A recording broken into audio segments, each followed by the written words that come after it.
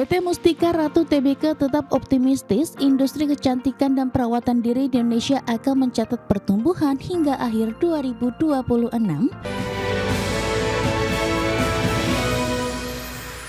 Ya, pemirsa, PT Mustika Ratu Tbk tetap optimistis industri kecantikan dan perawatan diri di Indonesia akan mencatat pertumbuhan hingga akhir 2026. Ya, untuk mengoptimalkan pertumbuhan, perseroan berkomitmen untuk memperkuat inovasi dan riset, memperluas distribusi omnichannel, serta mempercepat transformasi digital.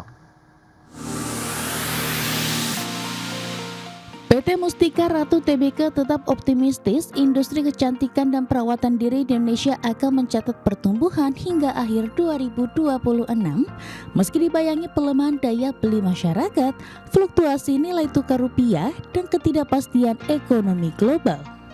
Direktur Mustika Ratu Kusuma Ida Anjani mengatakan Persero menilai fenomena lipstick effect memang terjadi di Indonesia.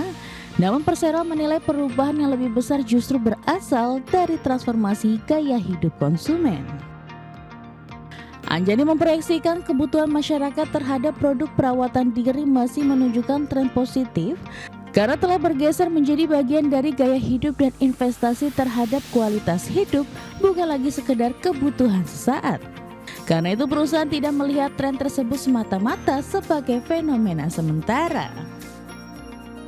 Sementara itu mengacu pada proyeksi Statista, nilai pasar industri beauty and personal care Indonesia pada 2026 diperkirakan mencapai sekitar 10,55 miliar US dollar dan masih berpotensi tumbuh dalam beberapa tahun ke depan. Kondisi tersebut menjadi peluang bagi perseroan untuk memperkuat inovasi berbasis bahan alam Indonesia yang dipadukan dengan riset dan teknologi modern, memperluas distribusi omnichannel, serta mempercepat transformasi digital. Berbagi sumber, IDX Channel. Pemirsa, Bursa Efek Indonesia mengungkapkan ada 4 perusahaan dalam antrian atau pipeline yang bersiap melakukan aksi penawaran umum perdana saham pada semester 2 2026. Adapun 2 calon emiten masuk ke dalam kategori aset skala besar dengan nilai di atas 250 miliar rupiah. Sedangkan 2 lainnya merupakan perusahaan dengan aset skala kecil di bawah 50 miliar rupiah. Bursa Efek Indonesia melaporkan ada 4 perusahaan dalam antrean atau pipeline yang bersiap melakukan aksi penawaran umum perdana saham pada semester 2 2026.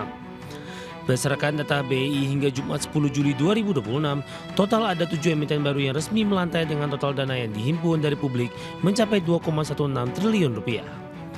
Sementara itu merujuk pada klasifikasi peraturan Otoritas Jasa Keuangan, profil kapasitas aset dari 4 calon emiten yang mengantre kali ini memperlihatkan komposisi yang seimbang antara skala besar dan kecil. Sebanyak 2 perusahaan tercatat masuk dalam kategori aset skala besar dengan nilai di atas 250 miliar rupiah. Sementara 2 tempat tersisa dalam pipeline diisi oleh entitas usaha dengan aset skala kecil yang memiliki nilai di bawah 50 miliar rupiah. Dari sisi sektoral, sektor kesehatan menjadi motor penggerak utama dengan mengirimkan perwakilan terbanyak di dalam antreannya, yakni 2 perusahaan. 2 lainnya masing-masing dari sektor bahan baku dan consumer non-cyclical. Direktur Penilaian Perusahaan BI Saidu Solihin mengatakan fokus otoritas bursa dalam pengawal IPO saham saat ini tidak hanya bertumpu pada pencapaian target kuantitatif, melainkan lebih mengutamakan kualitas fundamental calon emiten. Bursa Efek Indonesia menilai bahwa meningkatnya antrian IPO menjadi salah satu indikator yang menunjukkan bahwa pasar modal Indonesia tetap menjadi alternatif pendanaan yang menarik bagi dunia usaha. Namun demikian, pipeline bersifat dinamis karena setiap perusahaan memiliki kesiapan dan waktu yang berbeda dalam menentukan momentum pencatatannya. BI memastikan akan terus melakukan edukasi, pendampingan dan komunikasi dengan calon emiten beserta para pemangku kepentingan agar semakin banyak perusahaan yang siap memanfaatkan pasar modal. Berbagai sumber IDX Channel. Pemirsa, harga minyak melambung lebih dari 9% pada perdagangan Senin dan mencapai level tertinggi dalam 1 bulan. Setelah muncul kabar bahwa blokade laut Amerika yang mulai berlaku pada Selasa 14 Juli akan mencakup seluruh garis pantai, pelabuhan, terminal minyak Iran, serta seluruh kapal tanpa memandang bendera yang digunakan. Kebijakan tersebut kembali memicu kekhawatiran terhadap kelancaran pengiriman energi melalui Selat Hormuz. Kami update pemirsa informasinya untuk minyak mentah berjangka Brent ditutup melonjak 9,59% ke level 83,3 dolar per barrel. Kemudian minyak mentah berjangka West Texas Intermediate melesat 9,42% menjadi $78,14 per barrel. Sebelumnya Presiden Donald Trump mengumumkan negaranya akan kembali menerapkan blokade laut terhadap Iran dan mengenakan pungutan sebesar 20% atas seluruh kargo yang dikirim melalui Selat Hormuz. Menyusul kembali memanasnya aksi militer antara Washington dan Teheran. Analis menilai kebijakan tersebut ditambah serangan balasan dan berkurangnya lalu lintas kapal melalui Selat Hormuz meningkatkan kekhawatiran pasar terhadap ketersediaan pasokan minyak dalam jangka pendek. Di sisi lain, Iran menegaskan tidak akan membiarkan Amerika Serikat ikut campur dalam pengelolaan Selat Hormuz.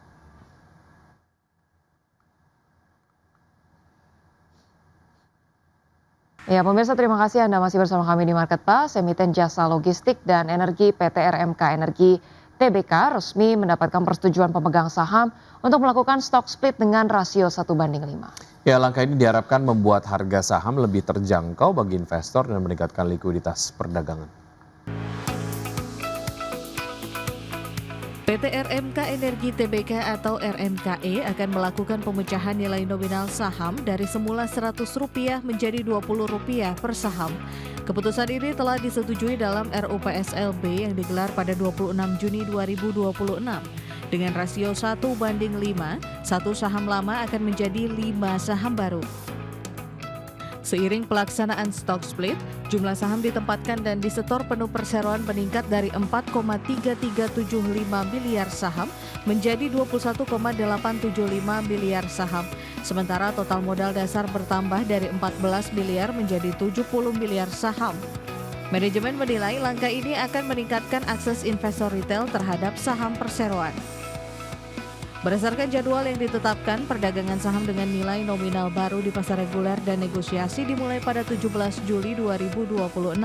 Recording date ditetapkan pada 20 Juli, sedangkan distribusi saham hasil stock split kepada pemegang saham dilaksanakan pada 21 Juli 2026. Dengan pelaksanaan ini, perseroan berharap likuiditas saham meningkat dan basis investor menjadi lebih luas. Berbagai sumber IDX Channel. Pemirsa, PT Jababeka TBK melalui anak usahanya PT Graha Buana Cikarang membidik target marketing sales senilai 1,8 triliun rupiah dari sejumlah proyek pergudangan hingga residensial. Ya, Direktur PT Graha Buana Cikarang Ivon Anggraini menyatakan akan mengoptimalkan penjualan lahan industri, pengembangan proyek gudang multiguna Jababeka Beach Park, serta ekspansi residensial baru di Cikarang guna mengejar target tersebut. Adapun perseroan saat ini tengah mengembangkan Jababeka 9 yang merupakan fase terakhir pengembangan kawasan industri Jababeka. Kawasan tersebut akan difokuskan untuk kebutuhan manufaktur pergudangan hingga industri penunjang lainnya. Selain pengawasan industri, perseroan juga mengandalkan proyek Jababeka Beach Park. Dari sisi pemasaran, proyek Beach Park dilaporkan mendapatkan respon positif di mana sejak diluncurkan sebanyak 270 unit telah terjual dengan kisaran harga 1,65 miliar hingga 2,5 miliar rupiah per unit.